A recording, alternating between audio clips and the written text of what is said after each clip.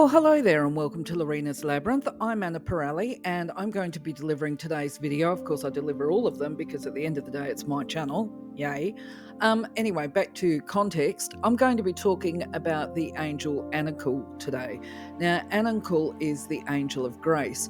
Before we get into it though, once again, I want to welcome people to the channel, say thank you for joining me.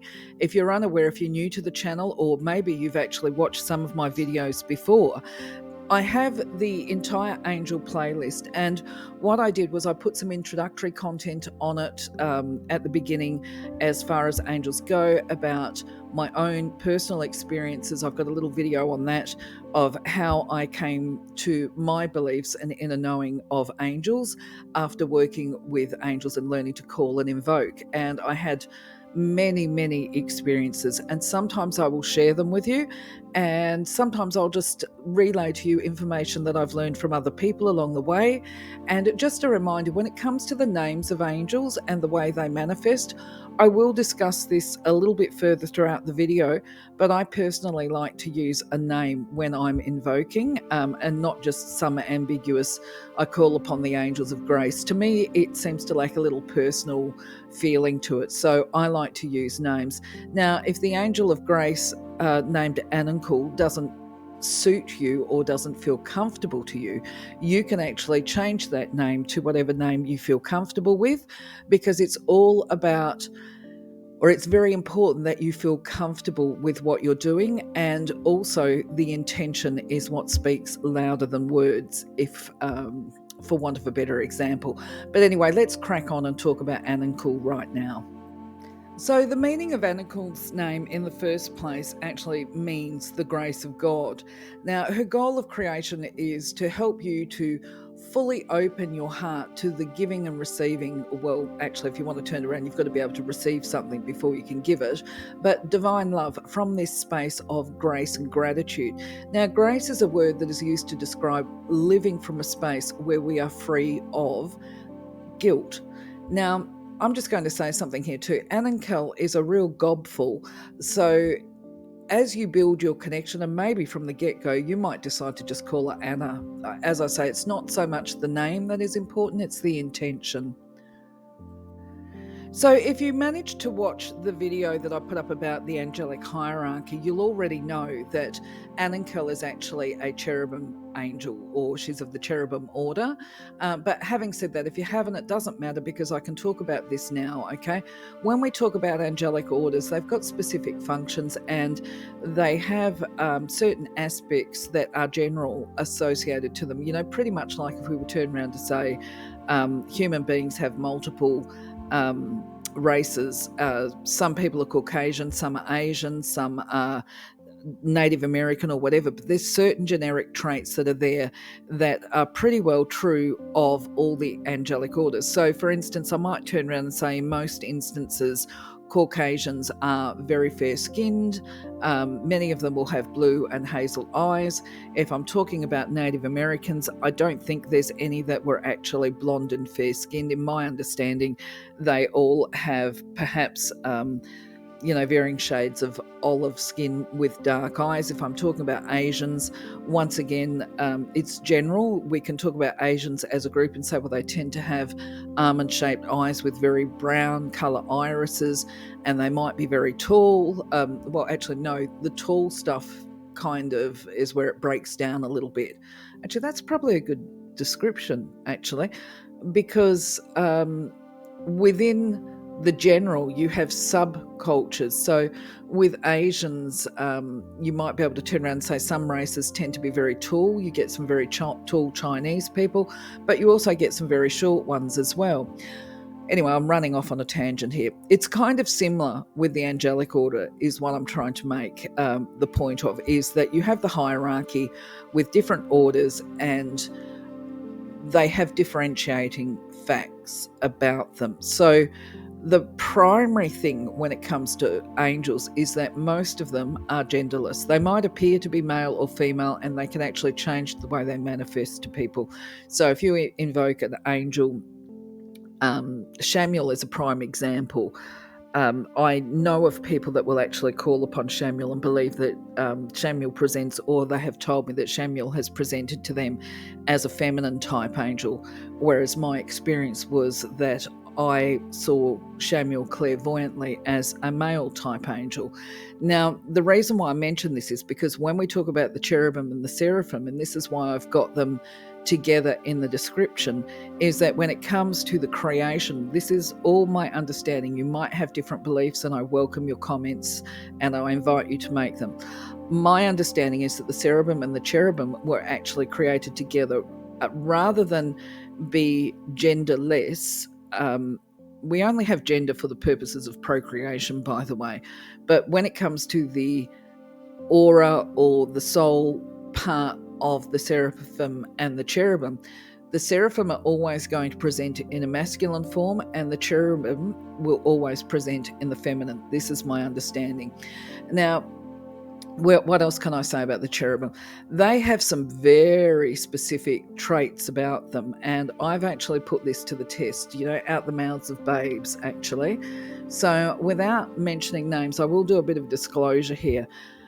Many years ago, when I was trying to get a greater understanding of the universe and processes and things like angels, I would be shown things in my dreams or when meditating, and then I would go and do research online to see what other people's experiences were. And one of the things that I found out, and I thought, sounds like codswallop to me, and you will probably feel the same, I'm fairly confident, was I actually saw that the cherubim were said to have 4 faces. Now, I'm not going to tell you where these are. What I'm going to say is I actually tested it because one of my children, I was aware, or I believed, had a cherubim guardian angel, basically from the descriptions I'd received. And so my child was too young to be swayed. It really is out of the mouths of babes. So I asked them to take a look at their angel and tell me how many faces. It was just a very non-leading comment. I was just like, how many faces can you see on your angel? Do they have one face like me, or do they have more faces?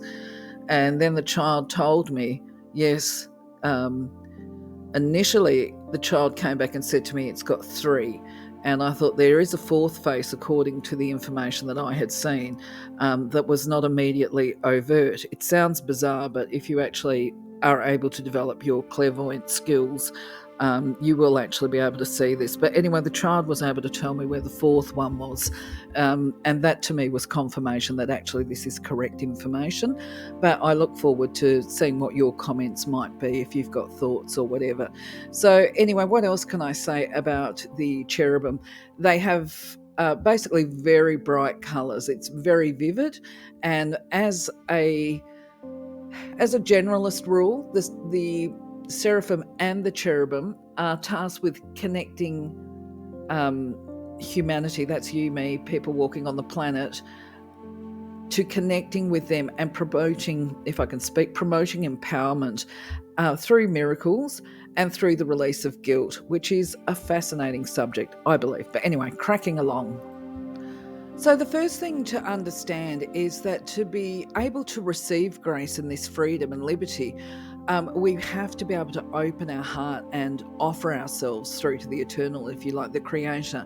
And the angelic role, or their behavior, is one where they really want to encourage this deep love and surrender, because in exchange they can give us this most incredible, amazing divine love that is beyond belief until it's actually felt.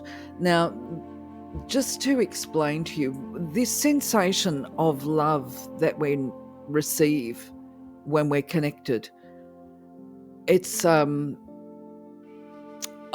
find myself becoming pensive when I talk about it because words don't do it justice. But there is a level of, you feel home, you feel in your right place. It feels amazing. And we stop all these struggles that we have of life. And the more we connect with the creator and the angels, the more we actually physically, emotionally and psychologically strive and yearn for this love. Now, the thing is, grace can actually catch us basically unexpectedly and unawares from time to time. And this feeling, I guess when we talk about grace, this is the feeling that I'm trying to describe to you, which is very difficult. But basically, we can feel this grace, this beautiful, I'm feeling it now, this love. It doesn't necessarily stay with us all the time. Sometimes it stays for a little bit, sometimes it stays for a few days, and then it vanishes again. But it has a purpose. The purpose of this grace and this beauty and this love is to awaken our memory of where we have been, who we are, what we come from. We're part of the divine plan. We're on a divine path, and we are totally. If I can speak as I swallow, I'm sorry about that. We are totally supported upon our pathway on this life by this divine team who love us unconditionally. It doesn't matter what we do, we will never lose their support, because these are the eternal bonds. This is, I'm not even going to try and explain it anymore. I'll just let you reflect on it and just encourage you basically to try and connect with this aspect of self, and that hopefully what I'm giving to you today is going to motivate you to actually try and strengthen your own connection so that you can feel this, and to remember that this is actually your birthright, to feel this beautiful divine love. So the really interesting thing I feel that I can share with you is that so often we walk this path as we face the challenges of life, the curveballs that throw us off, and we end up becoming in an emotional state. And then as humans, we struggle with thoughts of a lack of self-worth, this business of feeling guilty for things that we have done, or feeling guilty for things that we didn't do, that we could have done, that we think we should have done, that harsh judgmental stuff about ourselves, rather than respecting and acknowledging that we're on a life path, we're experiencing and we're growing. And part of life is that we make mistakes. It's a normal part of life. But anyway, what the messages of Ananchel as the angel of grace is that there is this reminder that you are surrounded by a team of support workers who are just chaffing at the bit to break through and to connect with you and to support you to progress and to achieve your desires and to live with peace, harmony and joy, these things that basically everybody wants, and I mean, it could be to have stronger relationships, it could be to feel greater physical love in your current existence and all the rest of it. But whatever it is that we're aiming and striving for, and where we're hoping and pleading and praying for this love and support, mercy and compassion and all of this stuff, the real message is that you are loved. Even on those days where you don't feel loved, you are loved. They are there. And if you're not feeling them, it's because your heart has become closed. Now, the other reminder is they can't make you or force you to do things. If they were to try and do that, they're breaching spiritual law. There become serious karmic consequences.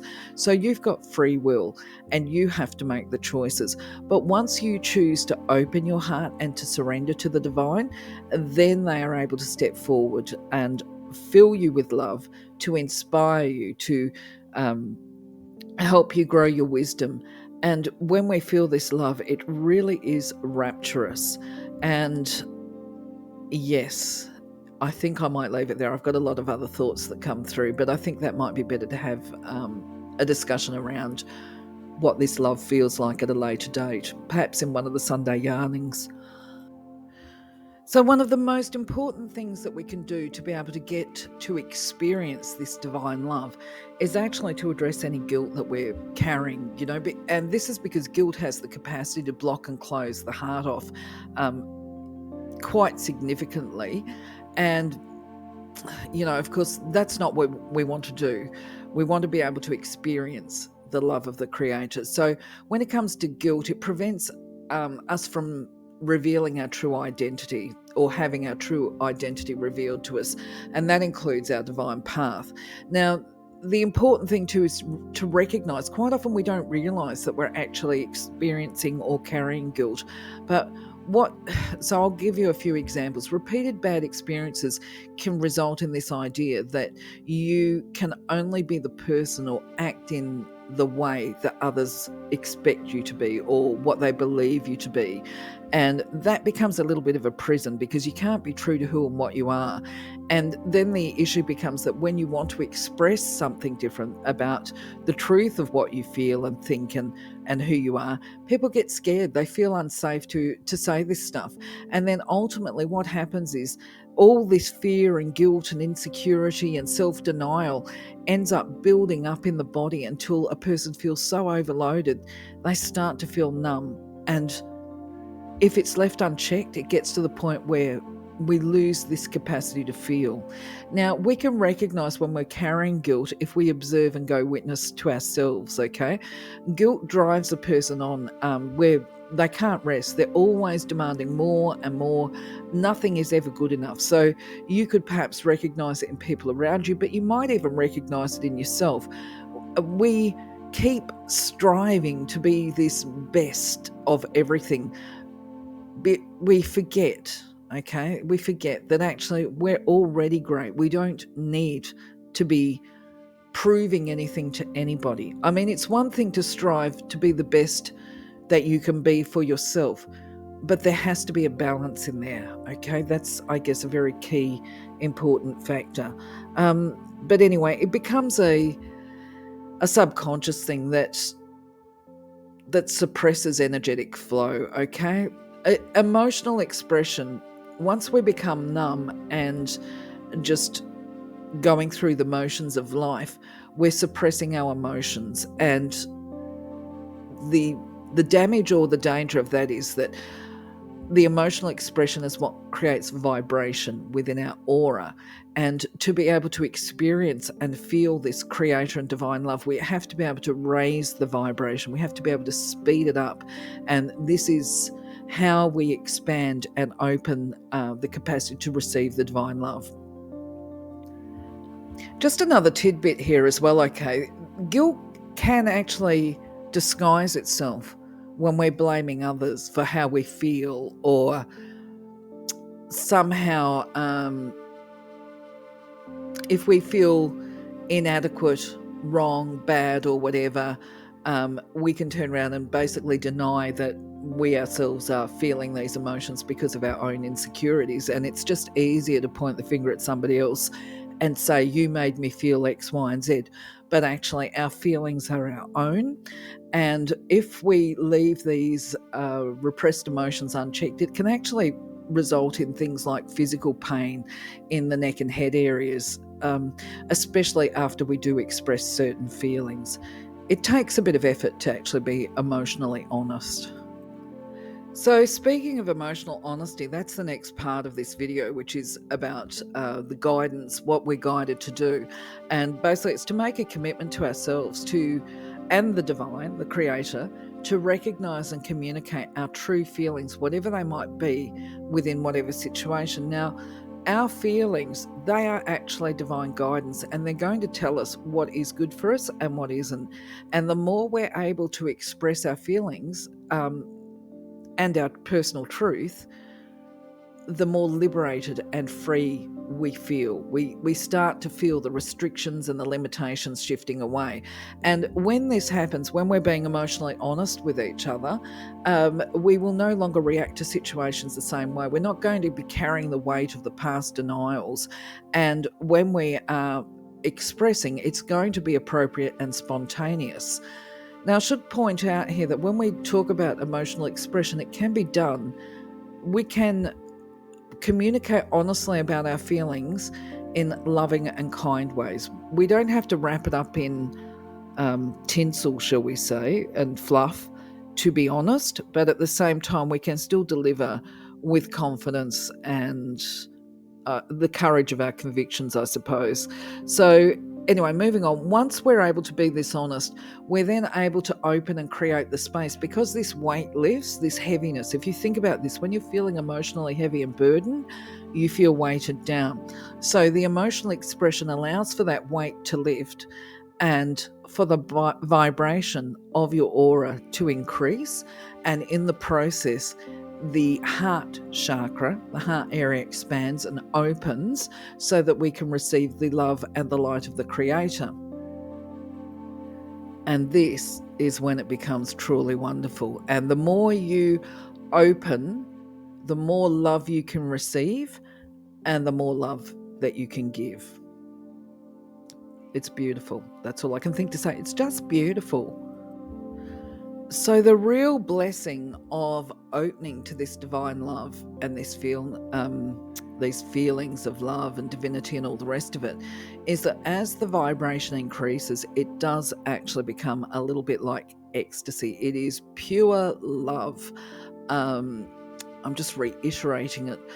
It's a love that is kind of reciprocal. It's where you feel the love and you actually feel adored and cherished and beholden by the Creator, shall we say, and embraced. This is what they talk about when they say, being held in angelic embrace and wrapped in the wings of the angels or whatever. It does feel a little bit like that. It feels like you're in this cocoon of love and adoration. But the thing is that as this love comes into you, the love from the Creator and the divinity and the angels, it pours right back out of you. You just love them. To be filled with so much love, it just comes pouring out.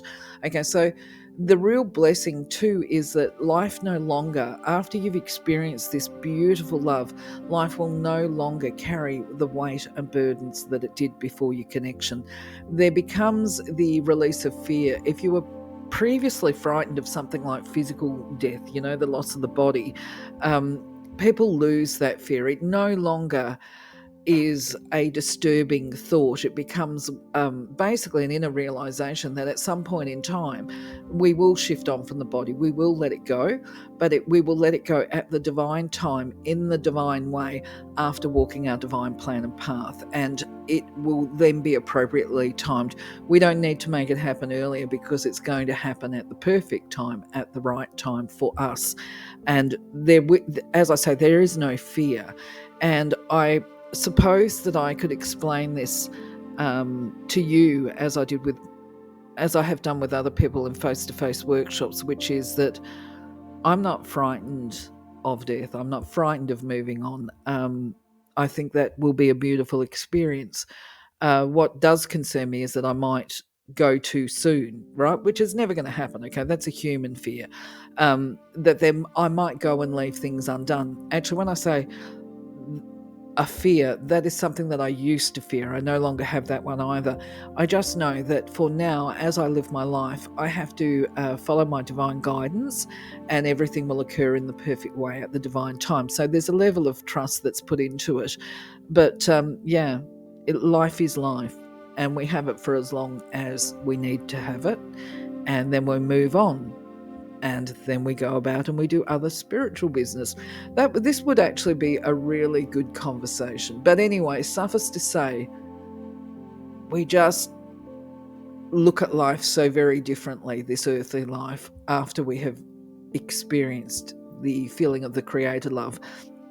I just want to make the point here too, if people are sitting there listening to me thinking, oh my God, does she really, she thinks she's this and that. No, she doesn't. As I said at the beginning of the video, we can experience these blessings. Sometimes they're fleeting, sometimes they last for days, but we are not always surrounded by these feelings of the bliss bubble. I like to call it a bliss bubble of love. We are in and out of the bliss bubble at different times, but when we're out of the bliss bubble, we actually know once you've had the experience, it's embedded in your heart. You just know, and it's going to happen again. The bliss bubble's going to come back. And you also know that actually you need to create the space to feel the bliss bubble. If you're becoming really overwhelmed, we have to create that space to do this connection again. But anyway, moving on. Now, if this is an energy of love that you wish to experience, it's actually not that hard to tap into, okay? Because the first thing is you actually commit. There is that making that commitment that you choose. You never say I want, okay? I choose to open my heart, whatever. I choose to live from a state of grace. just things like that. I've put some suggestions here for doing an invocation, and just a reminder, we always call upon the Creator first. But if I was going to do an invocation with Ananchel, because she works, grace is a state of the heart and the release of forgiveness and letting go of this heaviness, I would also be calling on Shamuel, who is the archangel of the heart chakra. But, so an example is I would say something like, I now invoke Creator Archangel Shamuel and the angel Ananchel of grace to open my heart to allow the love of the Creator to pour in, or to do this, the receiving and giving of unconditional love. I like to put balance in everything, and even the release of judgment, and fill your heart with forgiveness of self and others. I think that would be a really good one as well. But the other thing is, whatever way you decide to invoke, remember you're making it as a statement of fact, and so you complete the invocation with a statement of gratitude for blessings seen and unseen, and you allow yourself to feel truly grateful.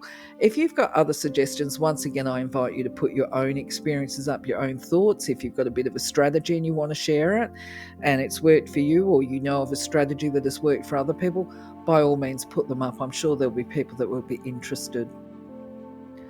So for now, though, my friends, I'm going to say thank you very much. That's about all I can give you in regard to Ananchel. I look forward to hearing your experiences. Oh my goodness me, I can only encourage you guys to try out some of these activities and invocations and allow yourself to feel this love. It is absolutely amazing, and it is true. Once you have felt it, your heart will yearn for more. And just thinking about it, I mean, as I'm talking to you, I can feel my eyes getting a little bit pricky with tears, because it is just so incredibly beautiful. But anyway, on that note, I'm going to say thank you for being part of my journey. I'm going to love you, leave you. I'll catch you on the next video. Take care for now. Bye-bye.